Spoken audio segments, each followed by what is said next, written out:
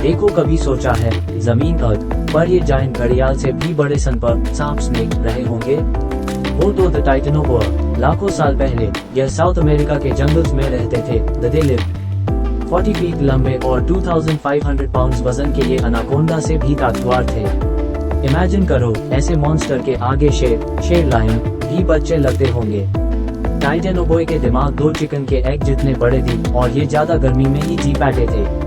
लेकिन फिर अर्थ का वेदर बदला और ये जायंट पर भी एक्सटिंक्ट हो गए। सो आगे कभी जंगल में घूमो तो ये याद रखना, शायद आप टाइटेनोबोआ के कजिन के साथ ही घूम रहे हो।